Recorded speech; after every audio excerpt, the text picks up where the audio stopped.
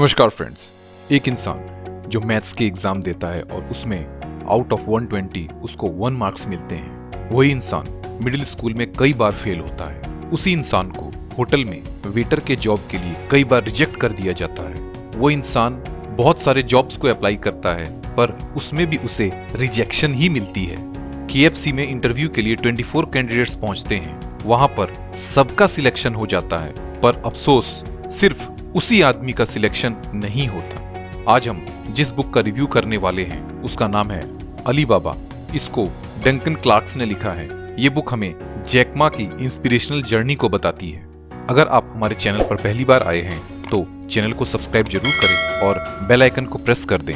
हम अपने चैनल पर सेल्फ हेल्प टॉपिक के बुक समरीज और बायोग्राफी देते हैं। So let's start. Jack Ma का जन्म 10 सितंबर 1964 को होन्जू शहर में हुआ था। उनकी फैमिली एक मिडिल क्लास फैमिली थी। बचपन से ही उन्हें इंग्लिश लैंग्वेज बहुत ही ज्यादा पसंद थी, इसलिए वो मार्क ट्वेन के लिखे हुए नॉवेल्स पढ़ते थे। जब वो 14 इयर्स के हुए तब उनके शहर में US से घूमने के लिए काफी सारे टूरिस्ट आने लगे।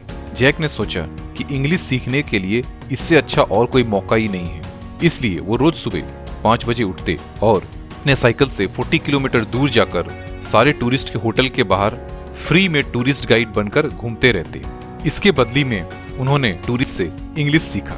ये काम उन्होंने 9 साल तक किया। चाहे आंधी आए, तूफान आए या बारिश आए, किसी दिन भी उन्होंने छुट्टी नहीं की। जैक मा कहते हैं कि ग्रेजुएशन के लिए उन्होंने बहुत सारे कॉलेजेस में ट्राई किया पर किसी भी कॉलेज में उनकी एडमिशन नहीं हुई। तो फाइनली उन्होंने एक सबसे 3rd क्लास यूनिवर्सिटी में एडमिशन ले लिया। ग्रेजुएशन के बाद वो इंग्लिश टीचर की जॉब करने लगे। 1994 में जैक जब 29 ईयर्स के हुए तब उन्होंने होप ट्रांसलेशन एजेंसी खोली, जिसका काम था इंग्लिश में ट्रांसलेट करना और इंग्लिश सिखाना। उस वक्त जो उनके एम्प्लॉय थे वो सिर्फ 5 लोग थे, वो भी रिटायर्ड टीचर्स थे। उन्होंने जो रूम रेंट पर लिया था होप ट्रांसलेशन एजेंसी के लिए, उसका मंथली किराया $300 था, पर जनरली उनकी मंथली इनकम $20 ही होती थी। सर्वाइवल के लिए उन्होंने टीचिंग के साथ साथ गिफ्ट्स, फ्लावर्स, बुक्स और कई तरह के अलग अलग प्रोडक्ट्स भी सेल करने लगे। 1994 में अपने कुछ फ्रेंड्स के साथ वो US जाते हैं और वहां पर पहली बार उन्होंने इंटरनेट को देखा। जब उनके फ्रेंड्स ने बोला कि क्यों ना इंटरनेट में कुछ भी आप टाइप करो, तो पहली बार उन्होंने बियर टाइप किया। बियर टाइप करते ही डिस्क्रिप्शन में अमेरिकन बियर, जर्मन बियर, सारी डिटेल्स आ गए, पर वहां पे चाइनीज बियर की कोई भी डिटेल नहीं आई थी। तभी उन्होंने इंटरनेट के पोटेंशियल को समझ लिया और चाइना लौटकर उन्होंने चाइना पेजेस लॉन्च कर दी, जो कि एक येलो पेज साइट है, पर इसको भी वो बहुत दिनों तक कंटिन्यू नहीं कर पाए। आखिर अपने दोनों बिजनेस फेल हो जाने के बाद जैक मा ने अली बाबा, जो कि एक इंटरनेट रिटेल कंपनी है, उसको एस्टेब्लिश की। अली बाबा की सक्सेस हम इसी से पता लगा सकते हैं। 2014 में जब IPO लॉन्च किया गया न्यूयॉर्क स्टॉक एक्सचेंज में, अली बाबा ने $25 बिलियन रेज किया था।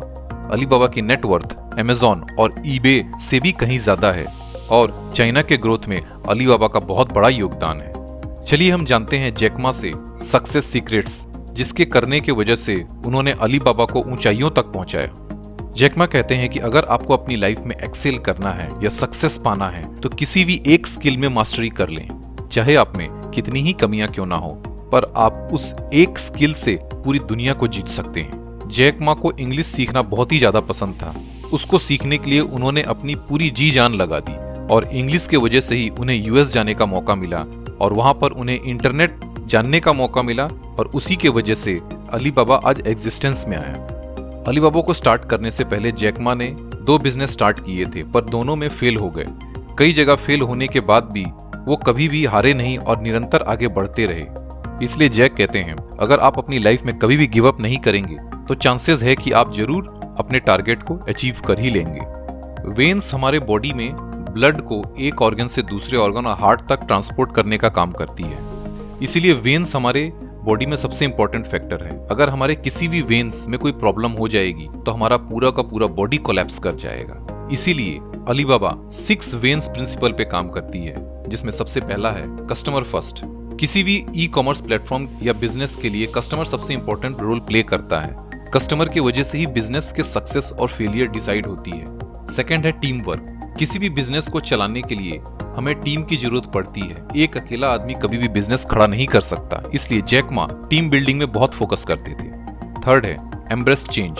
हम एक तरह का काम करते करते हमेशा बोर हो जाते हैं और ये एम्प्लॉइज के साथ भी होता है। अलीबाबा में जैक मा ने पीरियोडिक बेसिस पे अलग अलग पोजीशन पर रोटेशन करवाने के सिस्टम रखी है। इससे फायदा ये होता है कि नई पोजीशंस और नए जगह पे काम करने से एम्प्लॉय की पर्सनल ग्रोथ होती है और उससे कंपनी का बेनिफिट भी जरूर होता है। इंटीग्रिटी, ये फाउंडेशन है कोवर्कर और कंपनी के रिलेशनशिप ट्रस्ट को बेटर बनाने के लिए, और ये तभी अचीव हो सकता है जब हम सब के बीच में एक ओपन कम्युनिकेशन हो। जैक मा पैशन पे बहुत फोकस करते थे, क्योंकि पैशन की वजह से ही हर एम्प्लॉय अपने ड्रीम को अटेन करेगा, जिसके लिए वो हमेशा आगे बढ़ते ही रहेगा। इसलिए उनके लिए पैशन बहुत ज्यादा जरूरी थी। और कमिटमेंट, अगर किसी एम्प्लॉय में लैक ऑफ कमिटमेंट हो तो वो कंपनी को ऊंचाई के बदली डाउनग्रेड कर सकता है। 6 वेन्स के बाद अलीबाबा का एक और बिजनेस सीक्रेट था, उसको हम कहते हैं आयरन ट्रायंगल। इस आयरन ट्रायंगल के 3 पॉइंट्स हैं, ई कॉमर्स, लॉजिस्टिक और फाइनेंस। किसी भी सामान को खरीदने के लिए ई कॉमर्स, जैसे कि अलीबाबा एक वर्चुअल शॉपिंग प्लेटफॉर्म है, इसीलिए अलीबाबा ट्रायंगल का एक पार्ट है। लॉजिस्टिक्स, जैसे कि ई कॉमर्स बिजनेस को सक्सेस तभी हो सकती है जब कंपनी सामान एक जगह से दूसरी जगह टाइमली और सेफली पहुंचा सके, इसलिए सेकंड ट्रायंगल का पॉइंट है वो है लॉजिस्टिक्स। एंड थर्ड है फाइनेंस। अगर फाइनली ई कॉमर्स की शॉपिंग तभी स्केल हो सकती है जब हम कस्टमर को पेमेंट करने का इजीएस्ट तरीका दें। आइए हम जानते हैं जैक मा के फेमस कोट्स।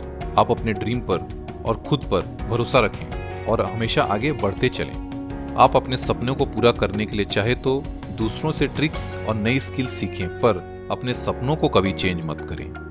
अगर एक प्लेग्राउंड में 9 रैबिट्स हैं और आपको उसमें से एक को पकड़ना है, तब आप सिर्फ उसी रैबिट पर फोकस करें। चाहे तो आप न्यू टैक्टिक्स सीख लें, लेकिन रैबिट को कभी चेंज ना करें। जैक मा के लिए कस्टमर हमेशा फर्स्ट है, सेकंड एम्प्लॉय और थर्ड शेयर होल्डर्स।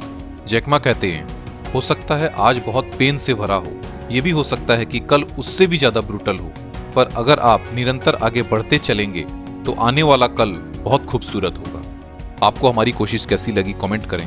वीडियो पसंद आया तो लाइक और शेयर जरूर करें। हमारा नेक्स्ट वीडियो 4 अप्रैल को आएगा। Till then, thanks for patience.